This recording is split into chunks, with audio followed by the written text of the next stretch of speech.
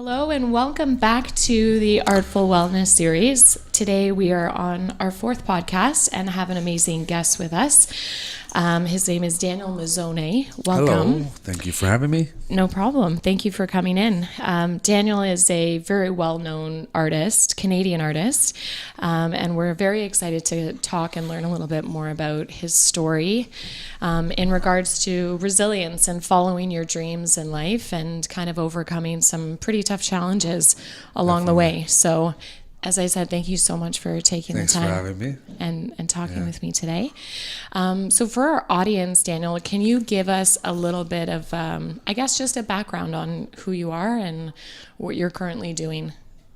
You know what? I grew up wanting to be an artist. My mom was a stained glass artist, and it was sort of a dream of mine that I followed for a little bit, but then I let it go because, a lot of people will tell you, being an artist is something that's impossible or it's too hard. And, people always have that something to say negative, it seems. But so I think you tend to believe these people sometimes and you don't follow your passion. But now I'm doing something that I love. I'm an artist finally. And I do collage mosaics with paper. And all the paper in my artwork tell a story of an idea I have, or if it's a portrait of a person, it'll tell the story of their life. Wow, that's incredible. Yeah. I've seen your work and it's amazing. I hope so. Yeah. You mentioned your mom is an artist as well. Yeah, my mom was a stained glass artist, and she also made porcelain dolls. So my earliest memories of doing artwork was always, sort of sitting at the kitchen table and having like arts and crafts days with my moms, which I loved. And so it was something that I loved at a very early age. But even as a child, when I was alone, I would be in my room drawing or, dreaming up things. And I had quite an imagination, that was for sure. Mm-hmm. Yeah. And what kind of role did she play in your artwork? A big role, actually, because I had stopped doing artwork for many years. And then when I finally decided, okay, I was in a job that I didn't like, and I was doing mortgages, and I thought, I chose the job because I thought that making money was how you could be happy in life. And really, money just may make things simpler sometimes, but it doesn't really. Mm-hmm. It's not going to make you happy. You could have everything and nothing at the same time, Mm-hmm. So, I found myself being one of those people that couldn't wait for Friday and had anxiety, Sunday night because Monday was work. And I just thought, I didn't want to be one of those people that was wishing for 80% of my life to disappear. Mm-hmm. So I needed some sort of outlet. So I bought a canvas and I thought, okay, I'm going to paint and, maybe I'll paint. But I don't really know how to paint. And then I remembered, some of the things that my mom taught me with stained glass. So I said, oh, wouldn't it be cool if, my artwork kind of looked like that, but cooler, mm-hmm. Just more up to date. I mean, nobody wants to buy stained glass anymore. And then I remembered, my time of being homeless. And I think, people tend to look at someone who's homeless and think, they're on drugs or they're lazy. But a lot of times it's like mental health issues or family issues. And I thought, wouldn't it be nice if the story of your life could be embedded in your skin so people wouldn't look at you and judge. They could see the person you are before they thought anything negative. So that's why when you see my portraits, all the story of people's lives will be in their skin. Mm-hmm. And that's how it tells you stories. So that's how I came up with the style of my artwork was, a mix of my mom's stained glass with my ideas of the stories. Mm-hmm. And I kind of put the two together. That's amazing. Yeah, and you can really see that in your work, actually. Going back to the homeless part that you just mentioned, what happened there at that point in your life? Well, family life was a little bit difficult, and I left home, and I was staying at friends' houses for a little bit, and I did that for about 4 or 5 months, but that gets old very quickly. And then one night I ended up going out with this guy to a party, and I thought, okay, where are we going after? I wanted to sleep, and he says, well, I don't go anywhere, I don't live anywhere. Mm-hmm. And he was homeless, and I thought, and I was really far from my friend's house, and I literally never went home for 5 years. I slept outside. I didn't feel comfortable with going home with my family. It was just not a good situation. So I was sleeping in the subways and movie theaters, outside in the park at Queen and John. or I would go to these raves that were all night, and it was somewhere to stay around people, and you could stay inside, and it was warm, and it was as a way to escape. So I just got stuck doing that for about 5 years. How old were you? 15. 15 to just about 20. And what was your relationship with art like at that point? Zero. There was nothing. I mean, I was always inspired by. I loved seeing street art, and I've always enjoyed art and had like creative imagination and creative ideas, but as far as me creating artwork, no. It's more like a survival thing every day. Yeah. Were you at that time trying to think of how to be an artist or wanting to become an artist? No, it was not a thought. At least for the first 4 years, nothing was a thought. And then towards the end, I thought, okay, you know what? This can't be my life. We only have one life. I thought I really need to do something. This can't be my story. And so I decided, to clean myself up. And I called my mom after all those years, and I asked, can I come home? I'm probably going to die out here if I don't go. I need to do something with my life. So I did that. And no, I think my first thought wasn't even like I got to get back into artwork. It was more playing catch up with life. I dropped out of high school, so I finished high school once I was 22, and then I worked in a restaurant. While I was in the restaurant, I took business in university, and then the owner of the restaurant was a stockbroker, and I thought, oh wow, these guys drive nice cars, and I started getting into maybe money will make me happy, because I saw they seemed like they were happy. So I got my stockbroker's license and wealth management and all this sort of stuff. And it took me many years. And I hated every minute of reading this stuff, but I did it, and I was determined. So I think it doesn't even matter if you really put your mind to something. Even if I wasn't even.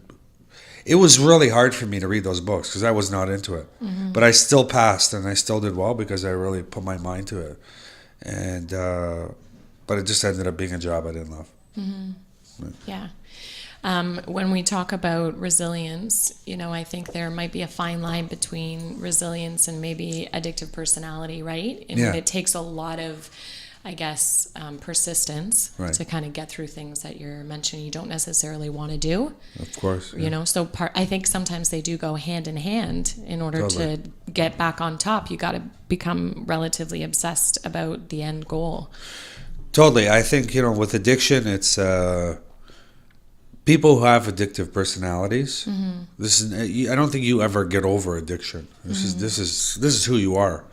I have a very addictive personality, obsessive personality, and even if I just decided that you have to find something positive to be addicted to. So you have to become obsessed with things that are positive, like working out every day or eating healthy. And for mine, it's that, and now at least it's that, and it's doing artwork. I mean, look, last night I was up till 3 working from 6 in the morning, and now I was a little bit late today, but I slept for 5 hours. I came here, but then I'll work again till nighttime because it's something positive for me to be addicted to and look forward to.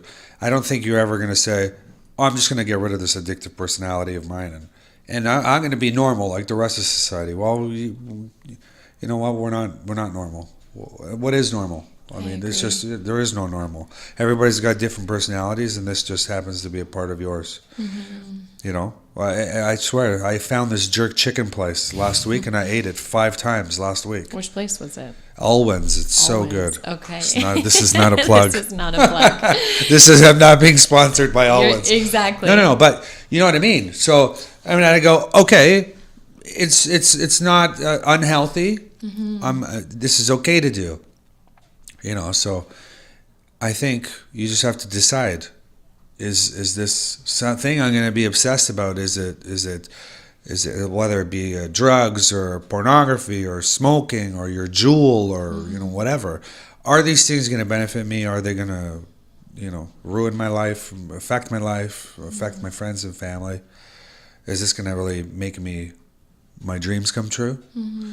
And okay, well, sometimes people, it's perfect examples with smoking. People will go, "Oh, I'm just going to get the jewel," and they switch it for something else. right? Well, you could just switch your whatever habit you have that you don't enjoy for something positive. It doesn't have to be Juul. Maybe you go, okay, I'm going to quit smoking, but I'm just going to go, I'm going to drink smoothies every day instead. Every time I want a cigarette or something. Something you just have to find something you like that's positive to switch it up with. Yeah. Do you ever find, though, that the relationship with your artwork and that addiction that you have to the work, does it affect your relationships, or? It's, yes. So there is still sometimes a negative consequence? Yeah, of course. Yeah. I mean, I yes, because I work so many hours and I want to work so many hours, and I love what I'm doing. I don't want to stop. Yeah. Sometimes, and I think it's the same correlation with like someone who, maybe is addicted to drinking or drugs, and they're like, man, I don't want to stop. I love it. It's the same idea. So sometimes, yeah, it does affect it because you have to. But I try and manage my time more. If there's someone in my life, I'll say, okay, you know what? I know that I have that problem that I'll just keep working. Well, you really have to you have to consider other people as well and say, okay, you know what? I'm going to work till this time today because I promised so and so that I'm going to spend some time with them, or else you will get lost in your whatever it is you want to do, and not spend time with people or let it affect other things in your life. So yeah, of course. So that's something you just have to control yourself and be aware of. Yeah. Do you find that you struggle with that often, or? Yeah. Yeah. Yeah. Still, yes, I found I have positive things to be, I don't know, let's say addicted to or obsessed with. But yeah, of course, it's nobody's perfect. Sometimes I'll call someone and I'll think I spoke to them a couple days ago, and they'll be like, no, it was about 2 weeks ago. Because I'll say, oh yeah, we'll catch up in a couple days, or I'll call you back, and I just get lost in my work, and I got to do this, I got to do that, and then sometimes I forget about the everyday life things that I'm supposed to do, because I'm so focused on work and meetings and got to email this person, got to do this, and I forget about my everyday stuff. So yeah, of course, it's hard to find that balance. It's hard to find a balance, but so I try my best to do it. Yeah. And but at the end of the day, it's not an unhealthy choice that I'm doing. It's not going to really. The people get it. People get it. They get that I'm doing something I love. So it's not like I'm killing myself, with drinking or with drugs or with something that's going to really harm my life. They get it. Do they find it frustrating? Yeah, of course.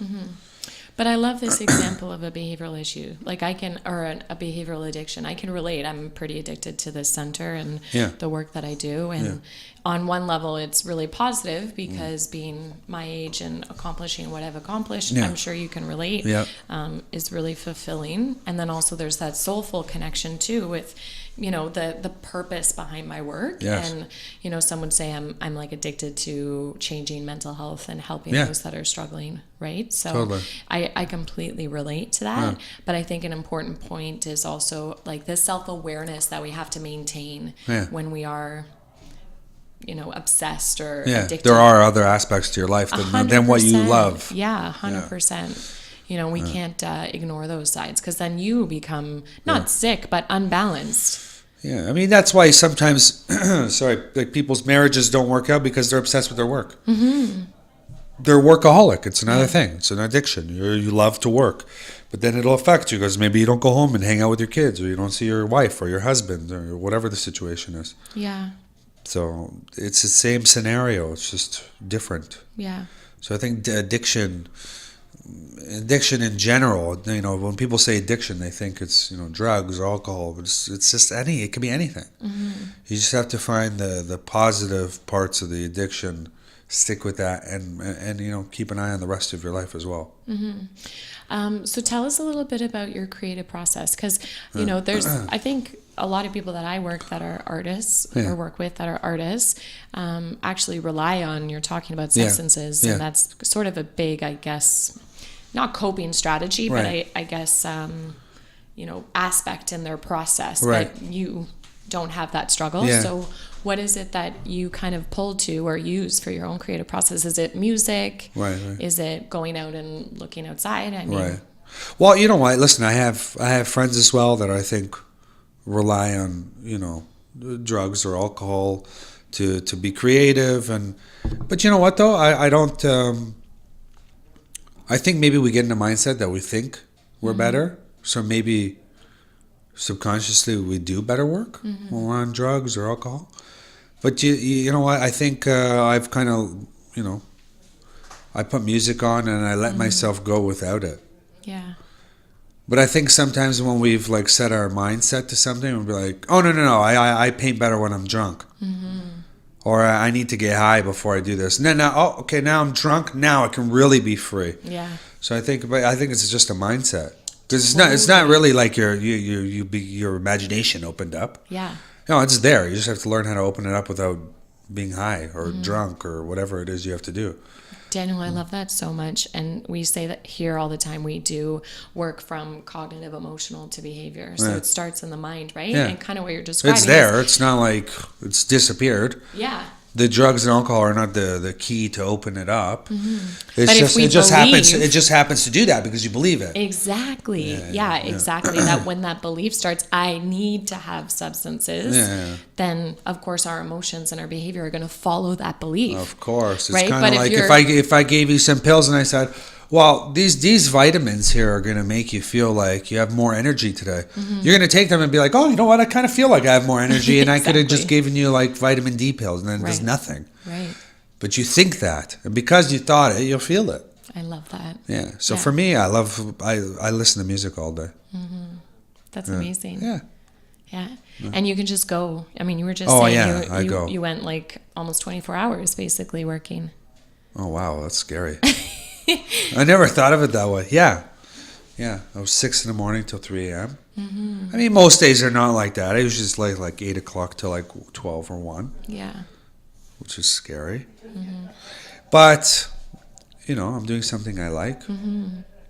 There isn't anybody in my life personally that I have to spend time with, so it's okay. So, I don't have to worry about that right now. So do you like it or do you love it?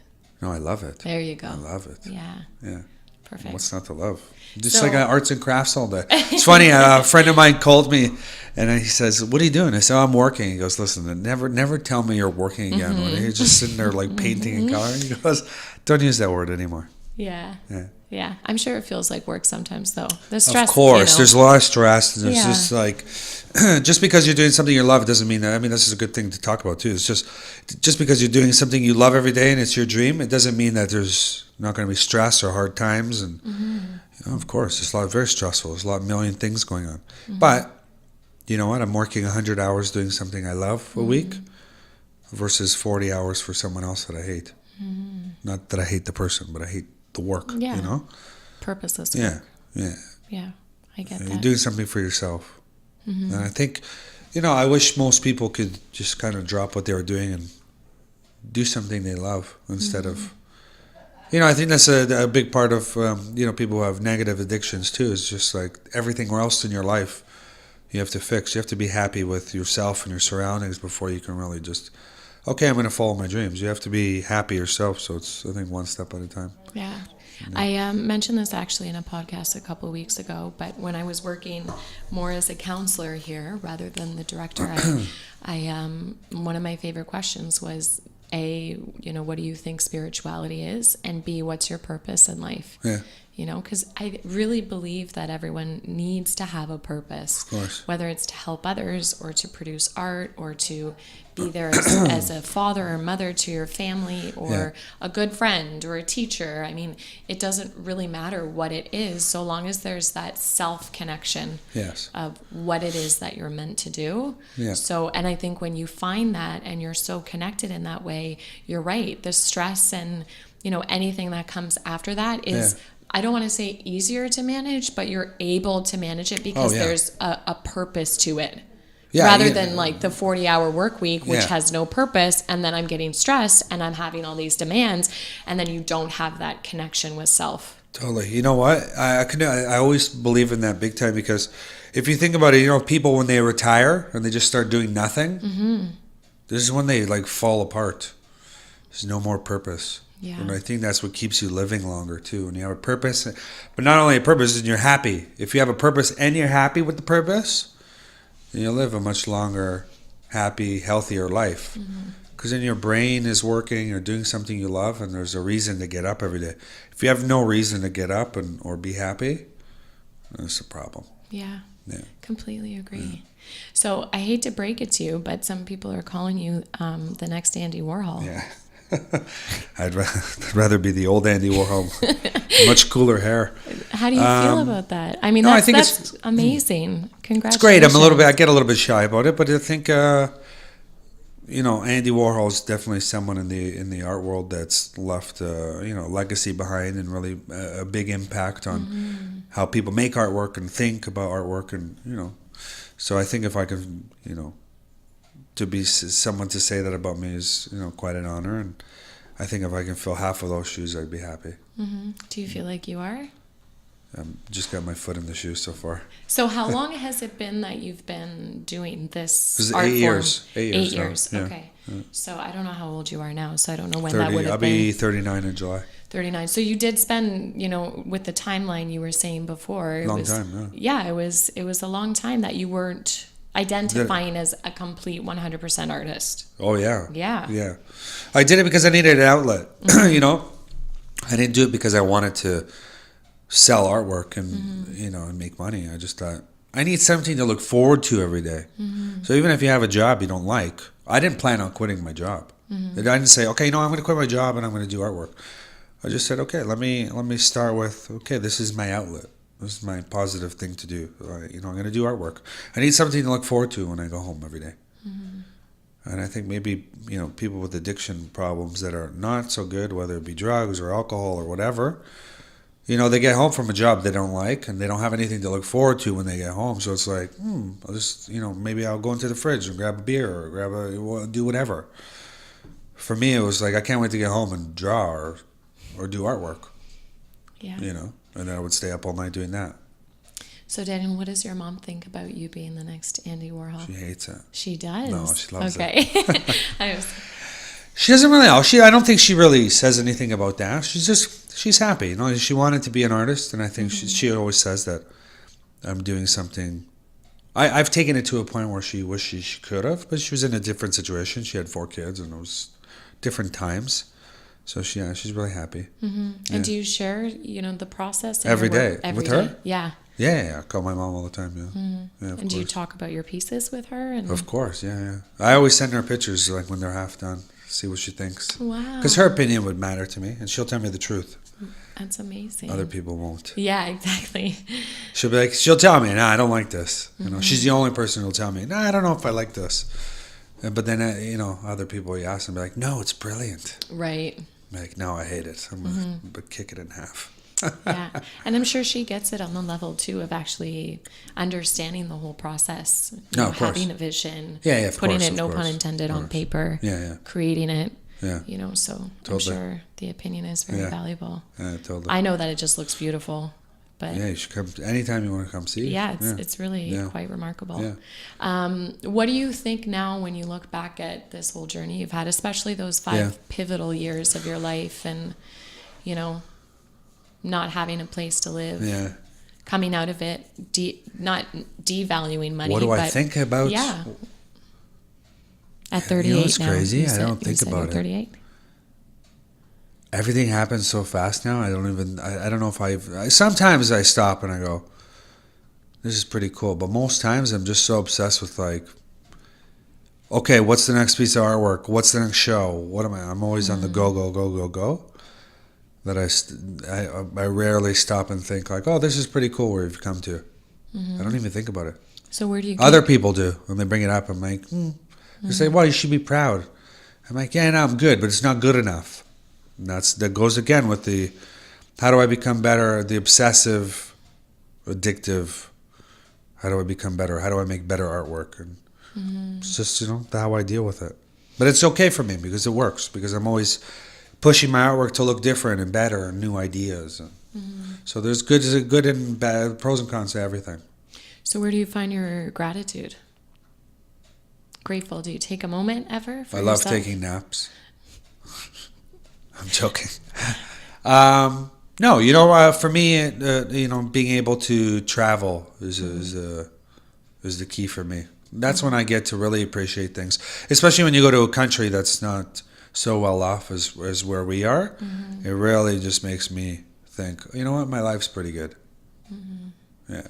And it's nice. I love to travel because I get to learn, different things about the world, and it really helps me with my ideas for artwork. Yeah, I can imagine. But really, just going to countries that are very poor countries, and seeing other people smile in the situations they're in. That's when I really go, okay, you know what, you're in a good place. So your life wasn't all that bad. As bad as I may think my situation was for 5 years, you meet other people and you go, things aren't that bad. All about perspective. It's all about perspective and changing things. Some of these people you meet in these countries, they don't even have an option to change their life. So if you live somewhere where it's possible, then just think about the people who don't have a chance to change it. If you have a chance, then do it. Yeah. So in the past 8 years, what would you say are some highlights of your career? It sounds like traveling has been a Traveling is definitely, before that I didn't really travel much. I couldn't afford to. But now the traveling is a big thing. Speaking of traveling, right now I'm doing a huge mural for the airport. Oh, amazing. Yeah. So I'm excited about that. I got to meet the Pope 2 weeks ago. Oh my gosh. Yeah. How was that? Insane. I was a little nervous. Yeah. Yeah. He asked me, he said, Daniel, please pray for me. And I said, well, throw in a couple for me too. That's incredible. Yeah, it was kind of cool. We got a private tour of the Vatican Gardens. So it was nice. And that was because I donated for a children's charity. Oh, okay. I love to do charity work because, like I said, sometimes you meet the people, and I love it for children because they're innocent as well. And a lot of these kids that you see with in these different charities, they grow up without a chance from the beginning. And for me to help these kids it's a really nice thing it's a nice feeling. It's nice to see someone benefit from whether it be money or artwork donated for charities that creates money.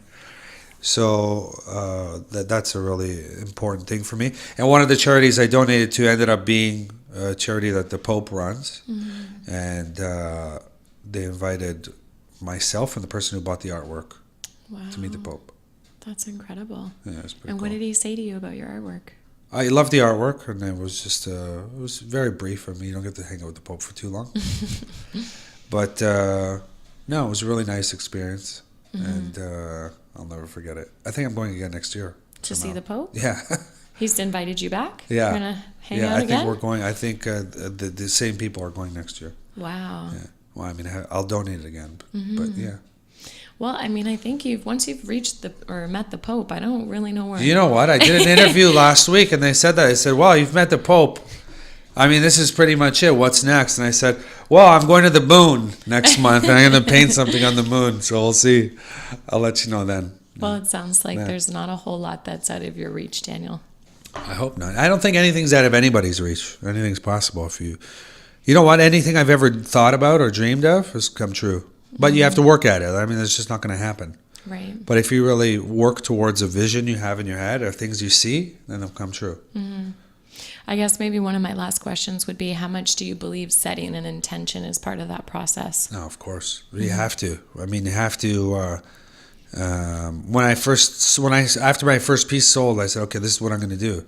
And I visualized, me doing big shows, and I really saw it. You have to really see things and smell them and feel what you would feel as if you just finished your big show. You have to have these feelings and really put the energy out there, and then it'll come true if you work really hard. Yeah.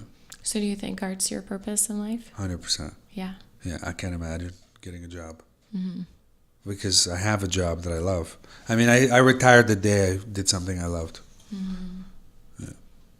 Well, I appreciate you so much coming in. Thank you. It's amazing, your story. And maybe we'll have you back again. Yeah. And sure. I wish you luck meeting the Pope again. And maybe the moon. If you go to the moon, definitely the make moon. sure you invite us. And even, a lot of people message me on Instagram if you want to give them my Instagram, because I do my stories and people go, wow, I just see you in the morning and there's music and you're singing and you're doing artwork, and maybe someone's doing something they don't love. So, I hope to, inspire people through that at least. Yeah, I think you're doing a pretty good job on that. Yeah. So thank you again. You're welcome. I hope everyone out there who is listening enjoyed the story here with Daniel Mazzone. Thank you. Thanks so much for tuning in. It's Addiction Rehab Toronto Artful Wellness Series.